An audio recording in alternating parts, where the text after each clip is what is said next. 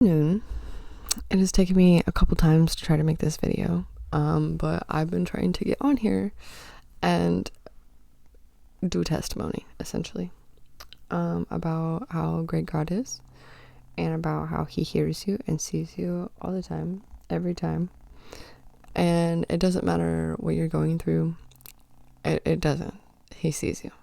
So I woke up this morning. I was not feeling well. I was feeling under the weather, but it pulled me into this place of like sitting in gratitude and being able to slow down a little bit with God this morning.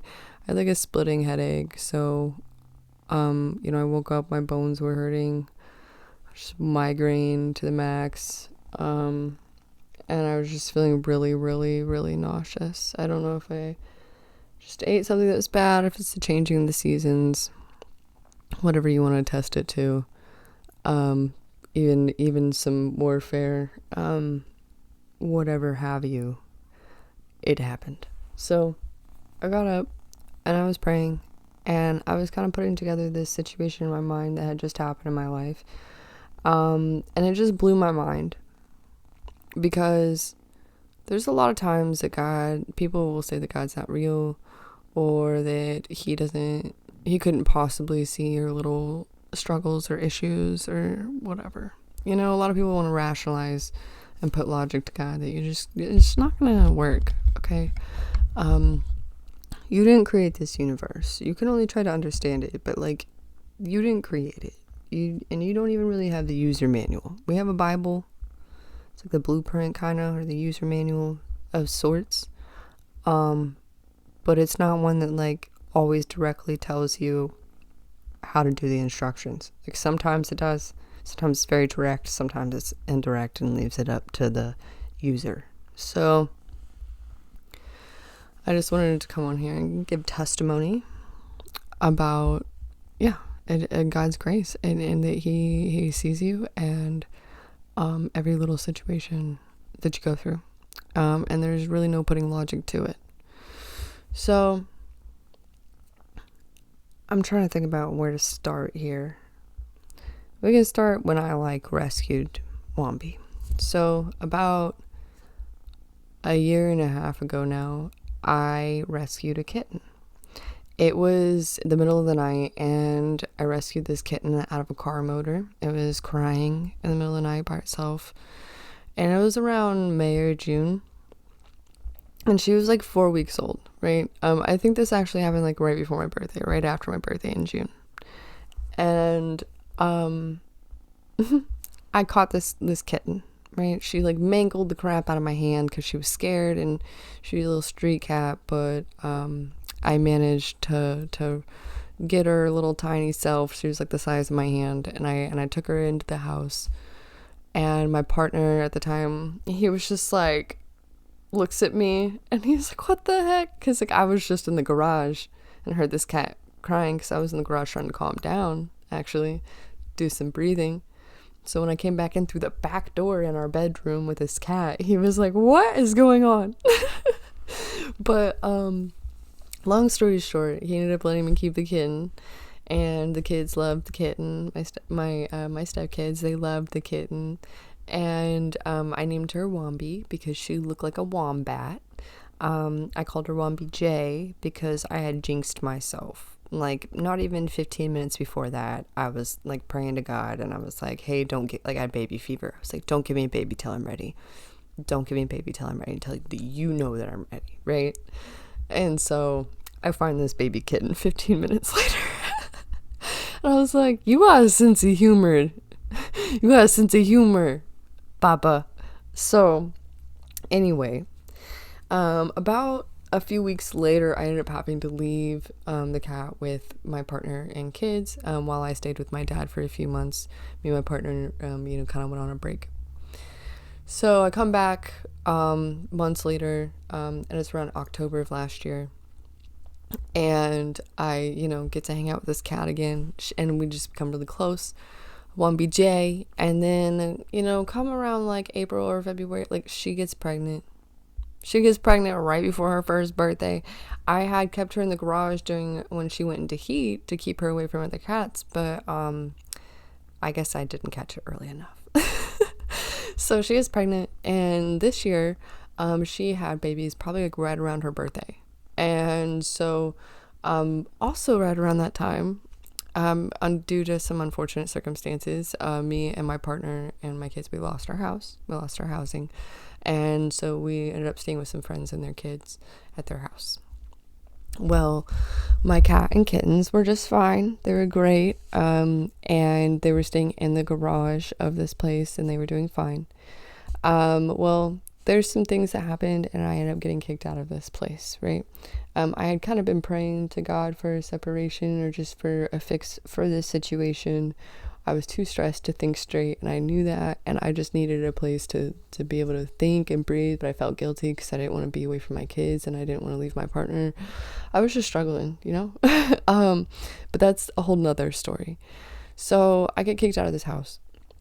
And I find out like 2 weeks later after I get kicked out of this house that my cat and the kittens ran away except one, because the garage door had gotten left open that they were staying in. So I'm like heartbroken. I'm heartbroken. Like, I've always gotten along better with animals than I have people. I've worked with animals professionally. And so I always, end up rescuing strays or taking in the misfits, so to say, from the streets. And I was heartbroken, okay? I was absolutely devastated. And so it's now October again. And I've just been thinking so much about how I miss her, because this house that I'm staying in now, after this separation happened, they had rescued a kitten. So when I got here, it was a kitten, and now it's been a few months, and this cat is like a little teenager cat, right? Her name is Cricket. And then right around about a week ago, my roommate, she rescued a kitten. She rescued another one. So like, I lost mine, I move away, find out that she's lost. I didn't really get to hang out with any cats. So then I come here and there's the kitten. So I'm like really happy you get to hang out with this kitten. And, by the time she's this teenager cat, she decided that she's my roommate, right? So she sleeps with me. Her food and her water are located in here, away from the big dogs. And she would sleep with me. She was such a sweetheart. I have this little thing right here that's like a shawl, like pash kind of cover up. And she would spend her morning making pancakes on it every morning, okay? So I was starting to get attached to this kitten, obviously. Obviously, I was starting to get attached to this kitten. And I'm just like working, going about my business, going about purpose, going about these changes and all this stuff that's going on in my life. And in the middle of all of this, I'm just telling God about today's Saturday, and I told him Thursday that I missed my cat. I was like, Lord, I just miss Wombi. I just miss Wombi. And I prayed to him. I said, I don't know if I could go back to that neighborhood and find her or find any of her kittens.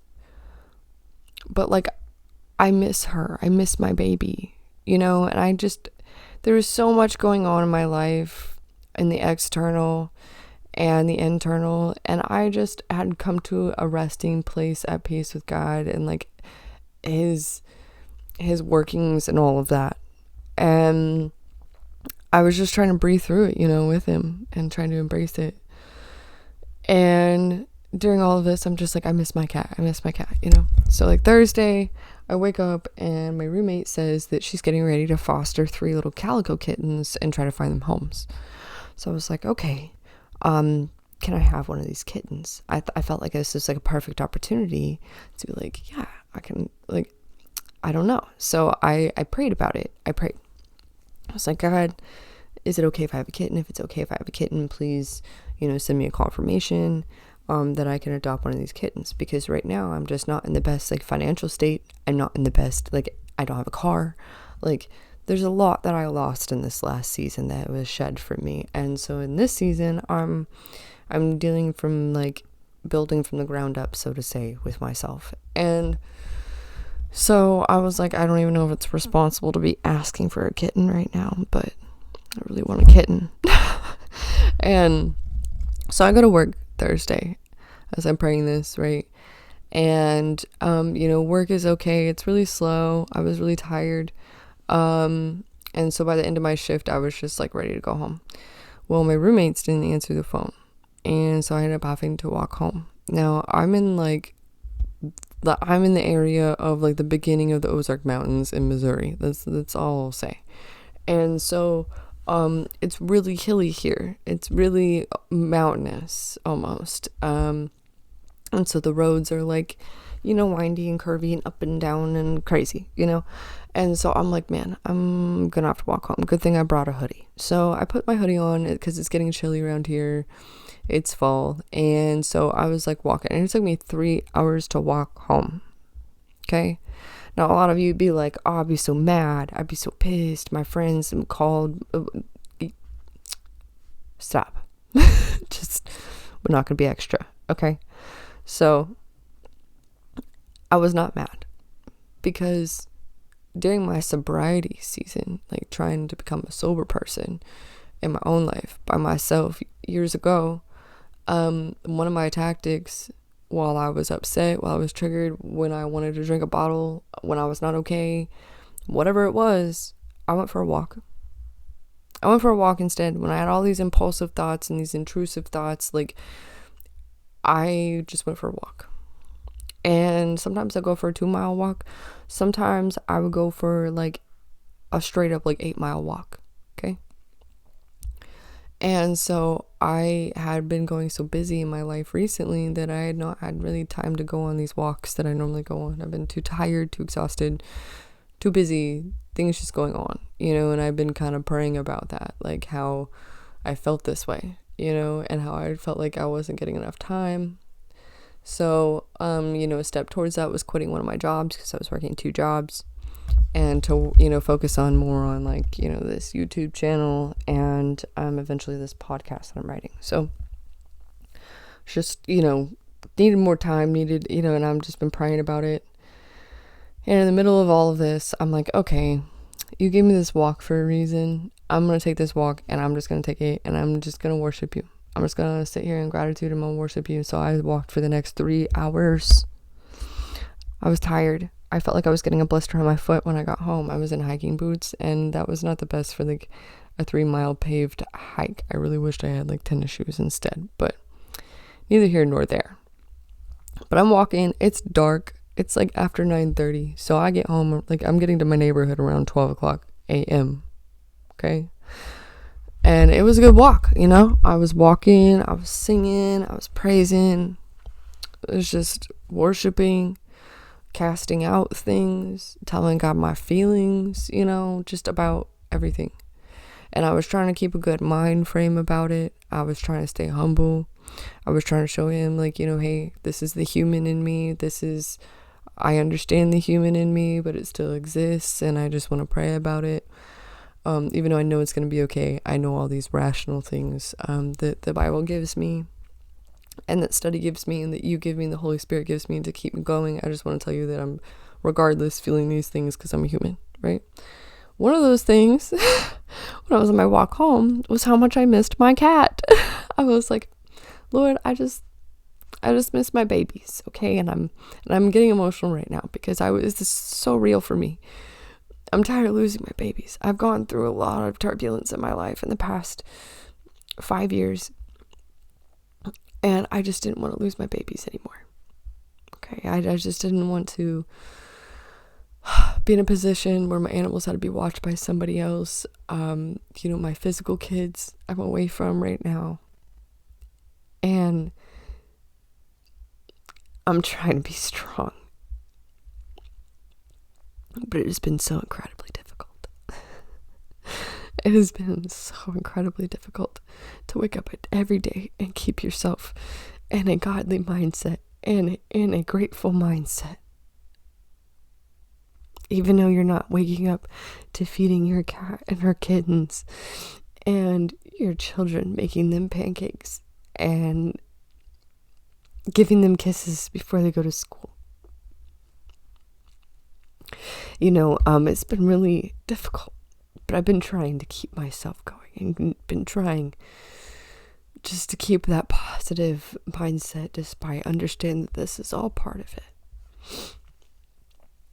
And I was just telling him how much I miss Wombi. And I said, I miss Wombi so much, Lord. I miss her. I miss her so much. And I just, she was an incredible cat. And I was talking to him about her and how much I loved her and what I loved about her. Well, I got to my neighborhood, okay? And I got to my neighborhood. I'm walking up my neighborhood road. My foot's hurting. I'm not happy. This is 3 hours in the cold at night by myself, up and down hills. And I'm just like, I'm tired. I'm still trying to like wash up, stay positive. Well, these dogs run up on me. There's like a pack of like 4 little dogs.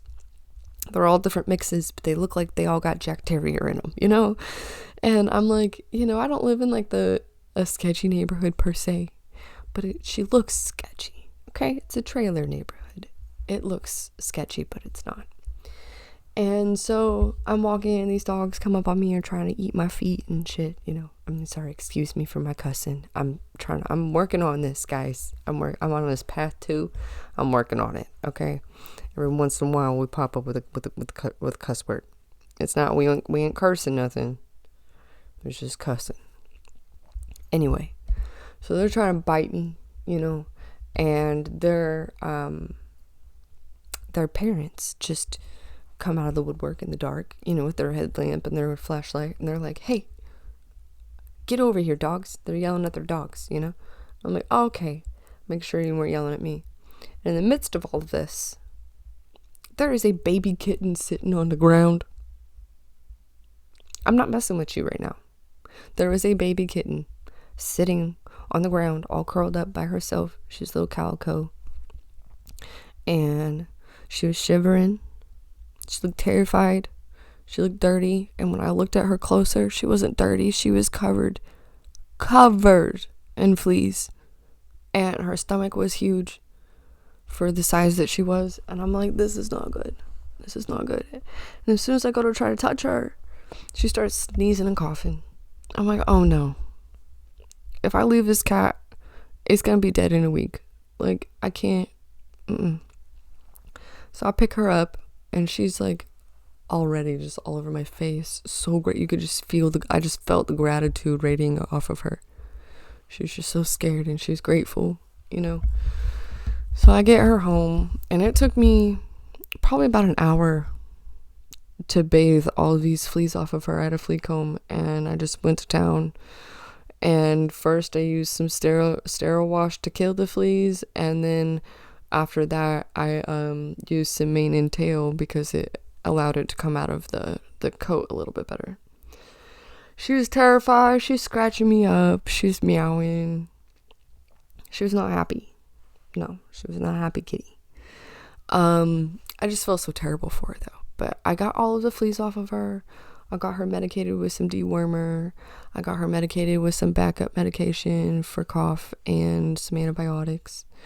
Because like I said, I've worked with animals professionally before. I have a dog. I just have a little bit of backup. So, though I don't have my own home, I don't have a car right now. I don't really have as much as what some people will call blessings, but I feel like my life has entirely been blessed and touched by the hand of Jesus. Like, I really do. And it's all about the way you think about things and the way that you see things. And once you start seeing things the way that God wants you to see things, you do start walking in more gratitude. So yeah, I may not have much, but what I know is more valuable sometimes than anything money can buy. And so the fact that I knew how to treat this kitten, and I knew how to take care of her, and I had the medication for her, that alone was how my dog came to me in 2020.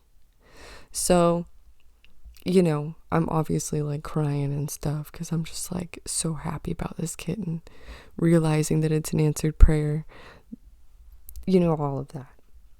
But a lot of these prayers about my cat and stuff had happened privately, like it wasn't something that I was just telling people that I missed my cat and all this stuff. It was just, it bothered me more than it was going to bother anybody else that I said it to. Like, anybody that I did tell, they're like, man, that really sucks. I'm so sorry, but on the inside, it's like killing me. I lost a baby. I lost a member of my family. So for God to like just show up like that, he didn't just bring me a kitten that was fine, that was, fine and dandy. No, he brought me a sick kitten. He brought me a sick one, but that's okay. I've always gotten the misfits brought to me that were a little sick in the brain, a little sick in the tummy, whatever it is. Like, they come to me and I care for them. And so I just wanted to kind of get this testimony about how God sees you. He does see you, and even if you don't see a new car, a new house, a fixed situation, like your finances are not the best, and whatever you want to look at, even in times of trouble, even in times where you feel like he's not hearing you, he does. Okay, and sometimes the struggles that we go through make us who we are. So sometimes these struggles, they teach us more about ourselves and about who God made us to be. And so praying away these struggles or testing them to witchcraft or, those kinds of things is kind of false. I'm just going to say that it's kind of false. Like, because life be life in. Life's, okay? But during life in, he gave you peace and a sound mind. So it doesn't matter.